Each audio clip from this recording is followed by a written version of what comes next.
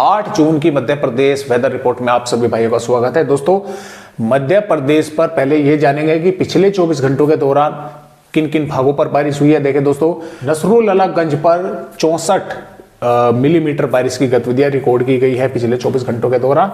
इटारसी पर 45 और कुसी में 39.1, डोलिरिया पर 27.4, रहट गांव पर 27.1, बरेली पर 25 और चाचौड़ा पर 23, हरदा पर 22.6 और बेगमगंज पर 22.6।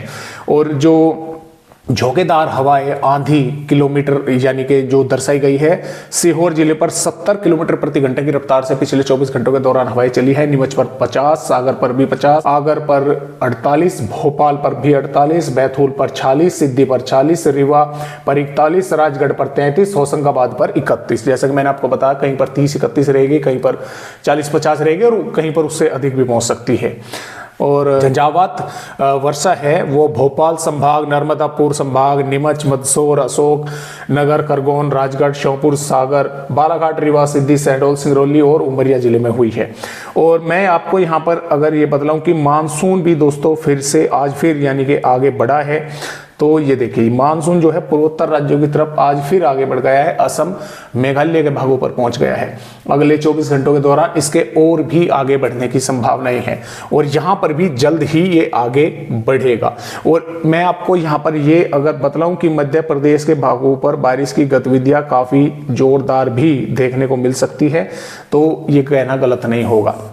हालांकि कई दिन आगे की वेदर रिपोर्ट है, फिर बदलाव हो सकते हैं। ये जो आप यहाँ पर सिस्टम देख रहे हैं अरब सागर पर, दोस्तों ये सिस्टम कुछ जो जेएसएफ मॉडल हैं वे इशारा कर रहे हैं कि गुजरात के भागों से होता हुआ राजस्थान के भागों की तरफ आगे बढ़ेगा। तो हो सकता है कि मध्य प्रदेश के भागों पर, हालांकि देखिए यहाँ पर जैसा कि आप देख पा रहे हैं 12 जून में भी मध्य प्रदेश के भागों पर बारिश है, क्योंकि ये सिस्टम अगर यहाँ पर बना रहेगा तो इसके कारण जो मॉइस्चर है वो मध्य प्रदेश के भागों पर पहुंचेगा। तो कई इलाकों पर 12 जून में भी, 13 जून में भी, 14 जून में भी बारिश होने की संभावना है, 15 जून में भी, 16 जून में भी, जैसा कि आप देख पा रहे हैं। और यहाँ पर ये 17 जून में ये सिस्टम राजस्थान के भागों की तरफ आगे बढ़ रहा है। तो लाजमी है कि अगर ये इसी तरह से आगे बढ़ता है, देखिए कई दिन आगे की वेदर रिपोर्ट है, फेर बदलाव इसमें हो सकते हैं। हो सकता है थोड़ा नीचे से ही मध्य प्रदेश के भागों पर पहुंचे या यहां से बाहर निकल जाए या ऊपर की तरफ पहुंच जाए, वो समय आने पर ही पता लगेगा। फिलहाल के जो अपडेट है मैं उनके हिसाब से आप सभी को बता रहा हूं कि अगर ये राजस्थान के भागों पर भी आता है तब भी मध्य प्रदेश के कई इलाकों पर जोरदार बारिश ये करेगा और मानसून काफी तेजी के साथ मध्य प्रदेश के भागों पर प्रोग्रेस करेगा। तो फिलहाल आइए देखते हैं कि फिलहाल यहाँ पर जो अपडेट है 8 जून का किस तरह का मध्य प्रदेश का है। तो 8 जून में देखें, श्योपुर, मुरैना, भिंड, ग्वालियर, दतिया के कुछ भागों पर मेघ गर्जना, तेज हवाएं चलना और कुछ इलाकों पर थोड़ी बहुत बारिश या बूंदाबांदी हो सकती है।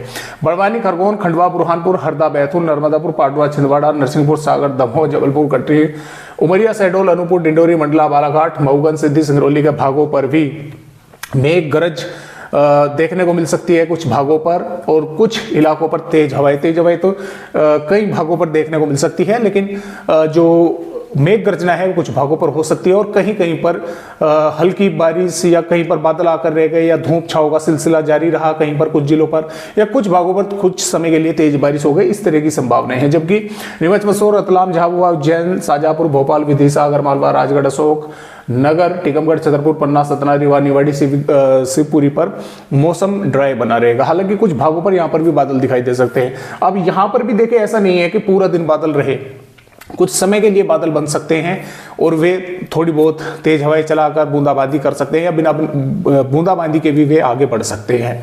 तो ऐसा ना समझे कि पूरा दिन ही बादल रहे। हालांकि 1-2 जिले के गांव शहरों पर इस तरह की परिस्थितियां बन सकती है कि काफी समय तक बादल जो है वे टिके रहे और धूप जो है जमीनी भागों पर नहीं पहुंचने दी। तो इस तरह से फिलहाल 8 जून का मध्य प्रदेश का अपडेट है। 9 जून में इन दक्षिणी भागों पर तेज हवाओं के साथ बारिश कुछ इलाकों पर हो सकती है।